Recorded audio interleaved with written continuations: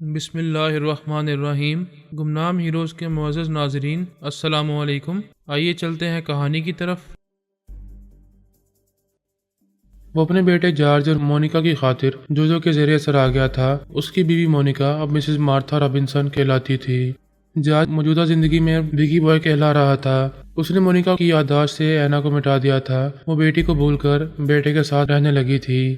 Brain master اگرچہ بیٹی کے بغیر اور بیوی بیٹے کے ساتھ بہت ہی خوشحال فیملی لائف گزار رہا تھا، خاص طور پر بیٹے کی قربت سے بہت ہی مطمئن اور آسودہ رہتا تھا۔ تاہم جو کی تابعداری اس کے مزاج کے خلاف تھی۔ وہ اپنی تمام تر ذہانت کو استعمال کر کے اس سے نجات حاصل کرنا چاہتا تھا، مگر غلامی سے آزادی کی طرف لانے والی کوئی راہ سجائی نہیں دیتی تھی۔ اسے یہ خوف تھا کہ وہ جو کے خلاف ایک قدم بھی اٹھائے گا تو اس کا اکلوتا بیٹا اور بیوی دونوں ہی موت کے گھاٹ اتار دیے جائیں گے۔ لیکن ایک بات کا اطمینان تھا کہ جو نے ترمیمی عمل کے ذریعے اسے اپنا معمول اور تابعدار نہیں بنایا تھا۔ وہ اس کے دماغ میں جبرن نہیں آتا تھا، اس کے چور خیالات نہیں پڑتا تھا، وہ کسی پر ترمیمی عمل کرنے کا عادی نہیں تھا۔ اس نے تمام اکابرین کرونا اور ٹونی جے کو بھی آزاد چھوڑ دیا تھا۔ اسے خود پر اعتماد تھا کہ جب چاہے گا ٹیلی پیتھی کے ہتھیار کے بغیر کسی کو بھی اپنے زیر اثر لے آئے گا۔ وہ ایسے طریقہ کار کے مطابق کتنی ہی بڑی طاقتوں کو جی حضوری پر مجبور کر رہا تھا۔ اس نے بیٹے کے دماغ میں آ کر باپ کو دیکھا، پھر مخاطب کیا، ہیلو برین ماسٹر۔ ماسٹر نے چونک کر اپنے بیٹے کو دیکھا۔ وہ بولا، اس وقت میں تمہارا بیٹا نہیں جو ہوں۔ میرا ایک بہت اہم کام ہے، اسے نمٹانے کے لیے فوراً خیال خوانی شروع کرو۔ تم اسی لمحے سے فرات کی بیٹی علی کی نگرانی کرو گے۔ اس نے پوچھا، علی کہاں ہے؟ ٹیلی پیتھی جانتی ہے، اسی یوگا میں مہارت حاصل ہے، کیا میں اس کے اندر جا سکوں گا؟ وہ بولا، میری ایک محبوبہ کا نام رونا ہے، میں اپنی آڈیو مشین کے ذریعے اس کی آواز سنا رہا ہوں۔ تم اس کے اندر پہنچ کر خاموشی سے اس کے خیالات پڑھو گے تو تمہیں رونا، علی اور میری موجودہ پوزیشن معلوم ہو جائے گی۔ وہ بولا، ٹھیک ہے، جو تم چاہتے ہو میں ویسا ہی کروں گا۔ رونا کے اندر علی موجود رہے گی، اسے شبہ نہیں ہونا چاہیے کہ تم اس کے دماغ میں چھپ کر علی کو نقصان پہنچانے والے ہو۔ میں تمہاری محبوبہ کے اندر کبھی خود کو ظاہر نہیں کروں گا۔ میں تمہارے بیٹے کے دماغ سے جا رہا ہوں، تم 1 منٹ کے اندر فون کے ذریعے رونا کی آواز سنو گے۔ جو نے دماغی طور پر اپنی جگہ حاضر ہو کر فون کے ذریعے برین ماسٹر سے رابطہ کیا، پھر آڈیو مشین میں ریکارڈ کی ہوئی رونا کی آواز اسے سنائی۔ اس نے آواز سن کر کہا، ٹھیک ہے، میں تمہاری محبوبہ کے اندر جا رہا ہوں۔ جو نے کہا، میں تھوڑی دیر بعد تمہارے بیٹے کے اندر آ کر تمہیں اپنی پلاننگ بتاؤں گا، ابھی رونا کے خیالات پڑھتے رہو۔ وہ فون بند کر کے کرونا اور ٹونی جے کے پاس آ گیا۔ انہیں بھی یہی حکم دیا کہ وہ دونوں اس کی محبوبہ کے اندر رہ کر علی اور اس کے ساتھی پر نظر رکھیں، پھر موقع ملتے ہی ان دونوں کو زخمی کر کے اپاہج بنا دیں، جان سے نہ ماریں، کیونکہ انہیں فرات تک پہنچنے کا زینہ بنایا جائے گا۔ یہ ٹونی جے کے لیے مشکل مرحلہ تھا۔ وہ فراد اور اس کی فیملی کے خلاف کوئی کام نہیں کرنا چاہتا تھا۔ سوچ رہا تھا، یا خدا میں کیا کروں؟ نہ علی کے خلاف کچھ کرنا چاہتا ہوں، نہ جو کو ناراض کر سکتا ہوں۔ میں اس کی گرفت میں ہوں، اس کا کام نہیں کروں گا تو مارا جاؤں گا۔ اسے اپنے اندر جو کی آواز سنائی دی، بے شک تم بے موت مارے جاؤ گے۔ میں پہلے ہی دن تمہارے چور خیالات پڑھ کر معلوم کر چکا تھا کہ تم فرحاد کی وفادار ہو۔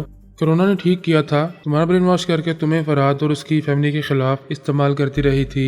میں بھی تم پر ترمیمی عمل کر سکتا ہوں، مگر ابھی میرے پاس وقت نہیں ہے۔ علی سے نمٹنے کے بعد تمہاری کھوپڑی فرحاد کی طرف سے گھما دوں گا۔ ٹونی یہ چپ چاپ سر جھکائے اس کی باتیں سن رہا تھا۔ جو نے کہا، تم قابل اعتماد نہیں ہو، میرا کام بگاڑ دو گے۔ فی الحال میرے اور علی کے معاملے سے دور رہو، میں اس سے نمٹنے کے بعد تم سے نمٹ لوں گا۔ علی نادان نہیں تھی کہ آسانی سے اس کے قابو میں آ جاتی۔ اس نے اور ایمان نے رونا کو یرغمال بنایا ہوا تھا، وہ اس کے سامنے راز کی باتیں نہیں کر سکتے تھے۔ علی نے خیال خوانی کے ذریعے کہا، ایمان، خدا کا شکر ہے جو کی ٹریسنگ مشین میں تمہاری رپورٹ فائل نہیں ہے۔ ابھی تم مجھ سے اور رونا سے دور ہو جاؤ، کہیں دور چلے جاؤ تو جو تمہیں تلاش نہیں کر سکے گا۔ ایمان نے کہا، میں سمجھ رہا ہوں، وہ صورت کے اندر رہ کر میری نگرانی کرے گا، مجھے نظروں سے اوجھل نہیں ہونے دے گا، اسی لیے کہتی ہوں تمہیں فوراً اس کی نظروں سے اوجھل ہو جانا چاہیے۔ میں بھی یہی سوچ رہا تھا کہ مجھے رونا سے دور ہو کر اپنا چہرہ اور نام تبدیل کر لینا چاہیے۔ میں خیال خوانی کے ذریعے یہاں کے پاسپورٹ آفس سے 1 گھنٹے کے اندر تمہارا نیا پاسپورٹ حاصل کر لوں گی۔ جس طیارے میں رونا کے ساتھ سفر کروں گی، تم بھی اسی طیارے میں نئے نام اور نئے روپ کے ساتھ رہو گے۔ ابھی علی اور ایمان کے ذہن میں مکمل منصوبہ نہیں تھا کہ آگے چل کر اور کیا کرنا ہے۔ وہ وقت گزرنے کے ساتھ ساتھ اپنے منصوبے میں پختگی لا رہے تھے اور اس کے مطابق عمل کر رہے تھے۔ ایمان علی اسی وقت وہاں سے چلا گیا۔ علی نے الپا کو مخاطب کیا، ہائے سسٹر، مجھے تمہاری مدد کی ضرورت ہے۔ وہ بولی، ہاں کہو میری جان، مجھ سے کیا چاہتی ہو؟ میرے اندر آ جاؤ، میں ابھی کبریا کے پاس جا رہی ہوں۔ البا اس کے اندر آئی تو وہ کبریا کے پاس پہنچ کر بولی، ہائے کبریا، میرے ساتھ سسٹر بھی آئی ہیں، تم دونوں میرے اندر رہ کر خیالات پڑھو، میرے موجودہ حالات سے اچھی طرح آگاہ ہو جاؤ۔ وہ دونوں اس کے خیالات پڑھنے لگے۔ اس وقت علی خیال خوانی کے ذریعے پاسپورٹ آفس کے اعلیٰ افسر کے پاس پہنچی ہوئی تھی۔ ایمان علی اس آفس میں نئے چہرے کے ساتھ اپنی اور علی کی تصویریں اور ضروری کاغذات لیے بیٹھا تھا۔ البا اور کبریا اس وقت علی کے خیالات بھی پڑھ رہے تھے اور ان کے نئے پاسپورٹ کے سلسلے میں اس کی مدد بھی کر رہے تھے۔ انہوں نے وہاں کے متعلقہ افسروں کے دماغوں میں گھس کر 1 گھنٹے کے اندر 2 نئے پاسپورٹ حاصل کر لیے۔ البا نے ایمان سے کہا، تم دونوں کمال کر رہے ہو۔ وہ عجوبہ جو اس دنیا میں نمودار ہوتے ہی تمام بڑی طاقتوں پر حاوی ہو گیا تھا، بہت ہی پراسرار اور ناقابل تسخیر بنتا جا رہا تھا، اسے تم دونوں نے اپنے پیچھے بھگانا اور ہلکان کرنا شروع کر دیا ہے۔ علی نے کہا، یہ سب ایمان کی آگہی کا کمال ہے، جو اب تک حیران اور پریشان ہے کہ اس کے یلو کلر بلائنڈ ہونے والی بات ہمیں کیسے معلوم ہو گئی۔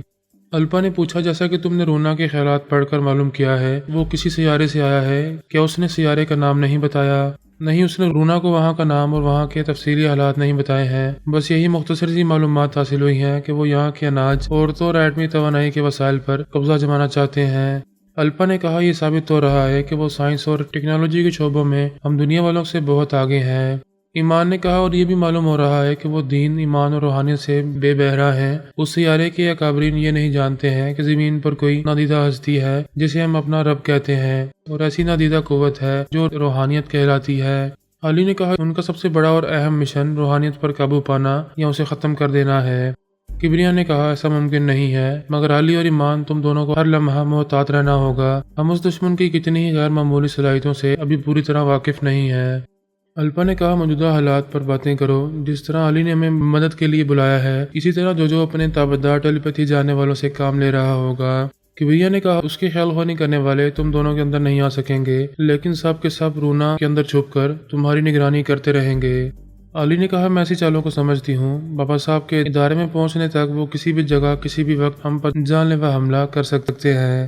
صومالیہ سے پیرس اور پھر بابا صاحب کے ادارے تک کا پورا نقشہ ان کے آگے میدان جنگ کی طرح بچھا ہوا تھا۔ یہی نقشہ جو برین ماسٹر اور کرونا کے آگے تھا۔ یہاں سے وہاں تک سفر کرنے کے دوران میں دشمنوں کو حملہ کرنا تھا اور علی اور ایمان کو اپنا بچاؤ کرتے رہنا تھا۔ انہوں نے وہاں سے روانگی کے سلسلے میں جلدی نہیں کی، جو سے کہہ دیا کہ 24 گھنٹے بعد ایک فلائٹ میں ان تینوں کی سیٹیں اوکے ہو چکی ہیں۔ علی سختی سے رونا کی نگرانی کر رہی تھی۔ اس نے علی سے پوچھا، تمہارا وہ ساتھی کہاں ہے؟ پچھلے 2 گھنٹوں سے دکھائی نہیں دے رہا۔ وہ مزید 8 گھنٹوں تک دکھائی نہیں دے گا کیونکہ وہ سو رہا ہے۔ 8 گھنٹے گزر گئے تو جو کو تشویش ہوئی۔ اس نے اپنی محبوبہ کے اندر پوچھا، علی سچ بولو، تمہارا ساتھی کہاں ہے؟ وہ بولی، ہاں اب تو سچ بولنا ہی پڑے گا، وہ 8 گھنٹے پہلے اس شہر سے اور اس ملک سے جا چکا ہے، جاؤ اپنی ٹریسنگ مشین کے ذریعے اسے ڈھونڈ لو۔ وہ غصے سے بولا، تم لوگ بہت چالاک بننے کی کوشش کر رہے ہو، کیا تنہا رونا کو یرغمال بنا کر اپنے ادارے تک لے کر جا سکو گی؟ اسے وہاں تک لے جانے میں مشکل کیا ہے؟ تم سفر کے دوران میں اپنے کسی اہلکار کے ذریعے نقصان پہنچانا چاہو گے تو دیکھو گے کہ میں کس طرح خود کو بچاتے ہوئے خیر خیریت سے اپنوں تک پہنچوں گی، لیکن دشمنی کے نتیجے میں تم اپنی محبوبہ سے ہاتھ دھو بیٹھو گے۔ رونا میری جان ہے، اسی کی خاطر میں تمہیں ڈیل دے رہا ہوں۔ علی اس کے اندر خاموش رہی۔ رات کو رونا سونے کے لیے ایک بیڈ روم میں گئی۔ وہ اسے اسی کمرے میں لا کر کے بولی، آرام سے سوتی رہو، دروازہ صبح کھلے گا، اس سے پہلے دروازہ پیٹتی رہو گی تب بھی یہ نہیں کھلے گا۔ رونا تمام دن ٹینشن میں رہی تھی، وہ گہری نیند سو گئی۔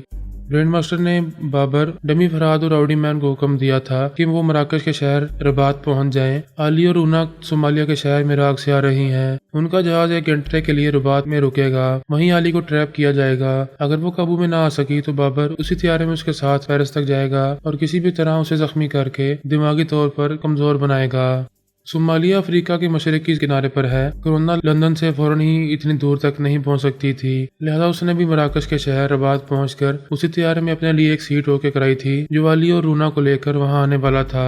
کرونا، برین ماسٹر اور بابر بہت مصروف ہو گئے تھے، مسلسل خیال خوانی کے ذریعے رونا کے اندر آتے جاتے رہتے تھے۔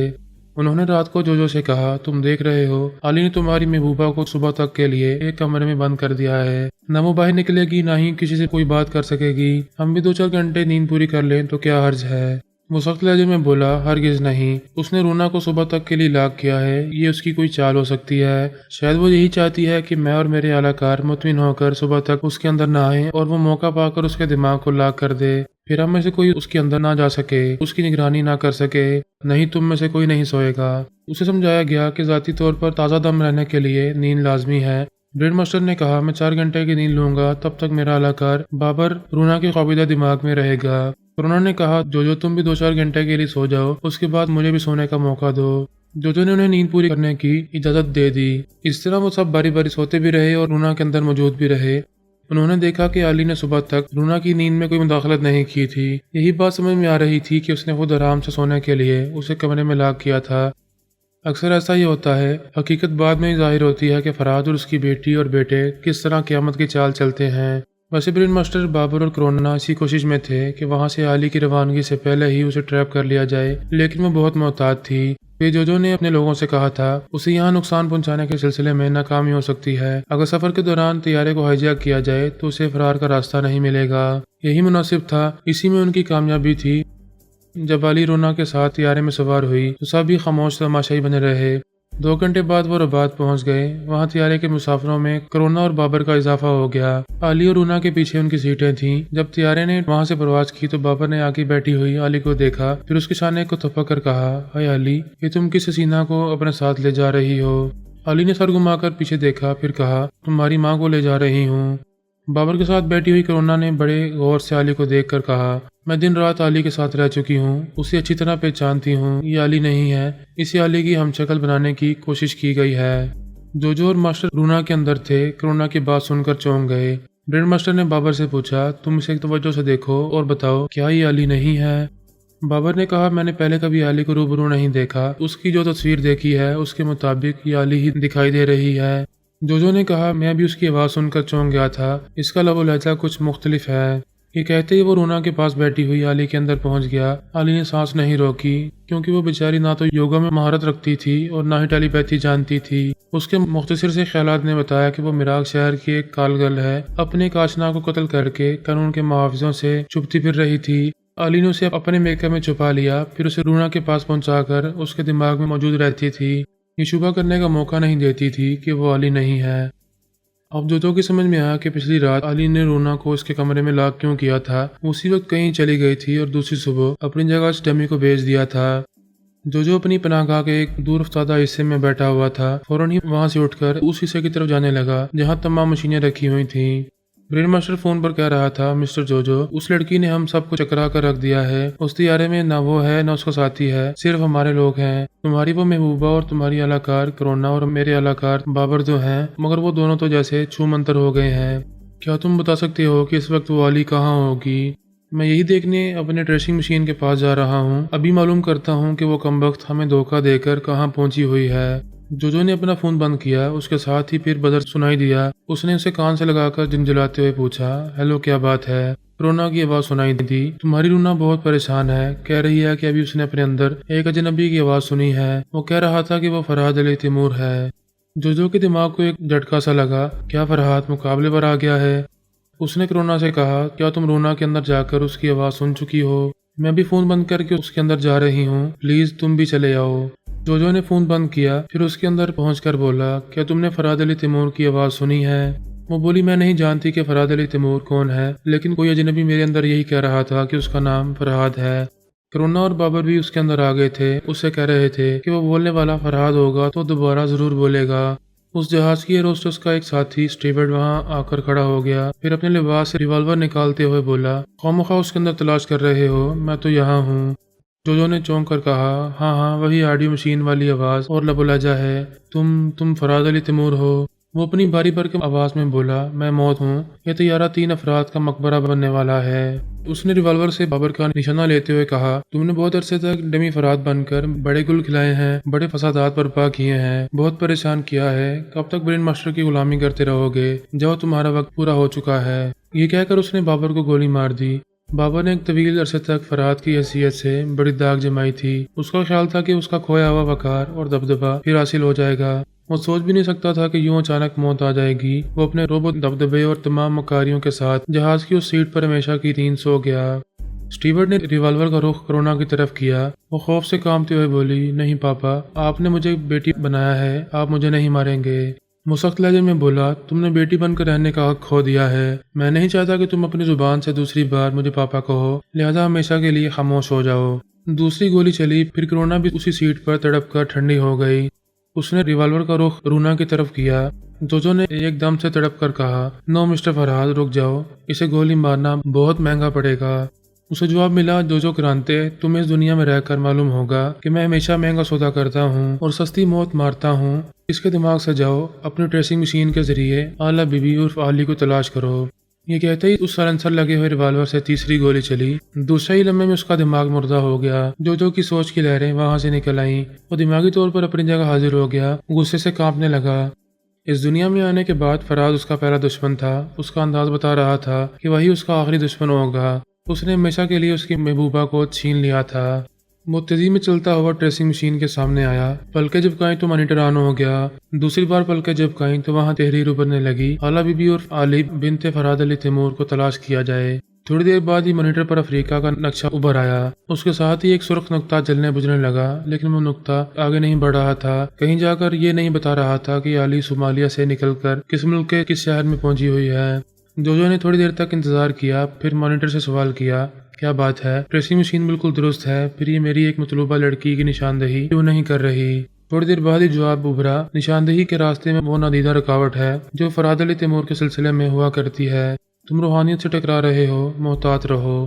وہ پریشان ہو کر مانیٹر کو تکنے لگا۔ فراد کے سلسلے میں اب تو کوئی رکاوٹ نہیں رہی ہے۔ ابھی میں نے اس کی آواز سنی ہے، مجھے پھر اس سے بات کرنی چاہیے، مگر کیسے؟ اس طیارے میں میرے تمام اعلی کار مر چکے ہیں، میں اس سے بات کرنے کے لیے اب کسی اعلی کار بناؤں؟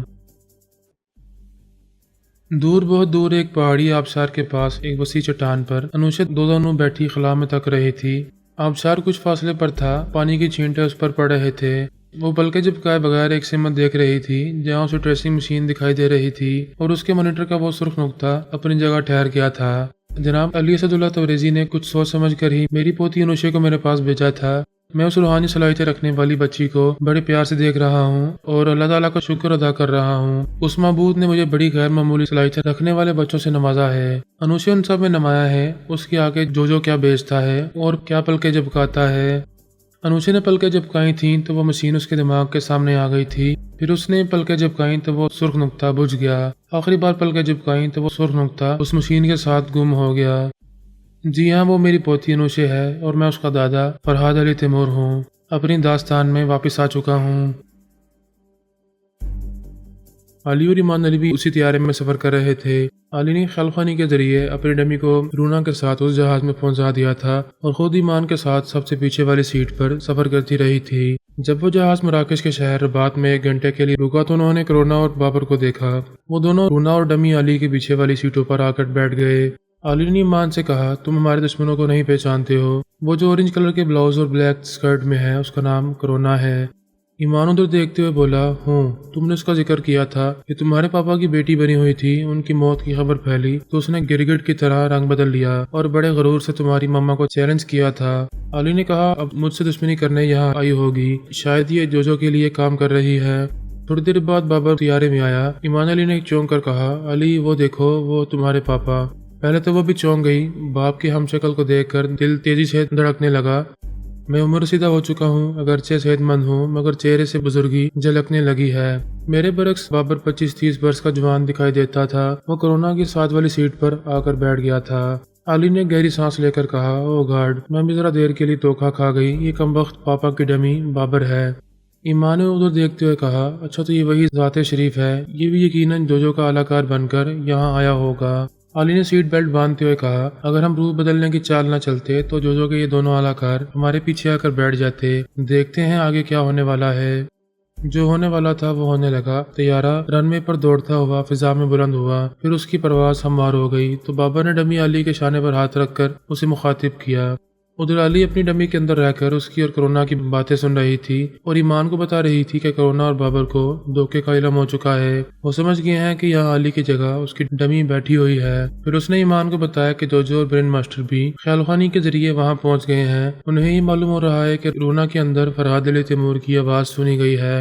یہ دشمنوں کو خوفزدہ اور بے چین کر دینے والی بات تھی۔ ایسے وقت ایک اسٹیورڈ نے ان کے قریب آ کر ایک ریوالور نکالتے ہوئے کہا، خواہ مخواہ اس کے اندر تلاش کر رہے ہو، میں تو یہاں ہوں۔ ادھر جو نے اس کی آواز سن کر تسلیم کیا کہ وہ فرحاد ہے۔ ادھر علی نے بڑے جوش اور جذبے سے ایمان کے بازو کو تھام کر کہا، وہ میرے پاپا ہیں، ایک اسٹیورڈ بن کر آئے ہیں۔ ایمان نے سوالیہ مگر نہایت عقیدت مندانہ انداز سے اس اسٹیورڈ کو دیکھا۔ وہ کہہ رہا تھا، اس طیارے کو 3 دشمنوں کا مقبرہ بنانے آیا ہے۔ پھر اس نے یہی کیا، پہلے بابر، پھر کرونا اور اس کے بعد رونا کو ایک گولی مار کر ہلاک کر دیا۔ پورے جہاز میں کھلبلی پیدا ہو گئی تھی۔ مسافر عورتیں اور بچے خوفزدہ ہو کر چیخ رہے تھے، رو رہے تھے۔ اسٹیورٹ نے گرجتے ہوئے کہا، خاموش ہو جاؤ، یہاں اور کسی کو نقصان نہیں پہنچے گا۔ 3 قتل کرنے والے اس قاتل نے خوفزدہ لوگوں کو دیکھتے ہوئے کہا، میں اقرار کرتا ہوں کہ ایک قاتل اور بہروپیہ ہوں۔ علی نے مایوس ہو کر اسے دیکھا۔ وہ کہہ رہا تھا، میں رباط میں کار بم دھماکہ کرنے کے بعد فرار ہو رہا تھا کہ پتہ نہیں کس نے مجھے پکڑ لیا، اندر سے جکڑ لیا۔ میں سزا اور موت سے بھاگ نہیں سکوں گا، لہذا خود اپنے ہاتھوں سزا پا رہا ہوں۔ اس نے یہ کہتے ہی ریوالور کو دونوں ہاتھوں سے تھام کر اس کے نال کو اپنی پیشانی سے لگایا اور ٹریگر دبا دیا۔ سائلنسر لگے ہوئے ریوالور سے دبی دبی آواز ابھری اور وہ موت کی تاریکی میں ڈوب گیا۔ تھوڑی دیر تک پورے جہاز میں خاموشی رہی۔ تمام مسافر دم بخود رہ گئے تھے۔ پھر وہ سب ایک دوسرے سے کچھ نہ کچھ بولنے لگے۔ علی اور ایمان ایک دوسرے کا منہ تک رہے تھے۔ وہ بولی، میں یقین سے کہتی ہوں اس کے اندر میرے پاپا تھے۔ ایمان نے پوچھا، کیا وہ جانتے ہوں گے کہ تم بھی یہاں موجود ہو؟ وہ سوچنے کے انداز میں سر ہلا کر بولی، شاید وہ جانتے ہیں، مجھ سے انجان بن کر گئے ہیں تو اس میں ضرور کوئی مصلحت ہوگی۔ علی، تم ابھی خطرے سے باہر نہیں ہو۔ جو اپنی محبوبہ کی ہلاکت پر تل ملا رہا ہوگا، اسے معلوم ہو چکا ہے کہ اس جہاز میں تمہاری ڈمی ہے، تم نہیں ہو۔ وہ ٹریسنگ مشین کے ذریعے تمہیں تلاش کرے گا۔ وہ اس بات میں سر ہلا کر بولی، ایسا کرے گا تو اسے معلوم ہو جائے گا کہ اسی طیارے میں نکلی کے ساتھ اصلی علی بھی موجود ہے۔ وہ زخمی درندے کی طرح پھر مجھ پر جپٹے گا۔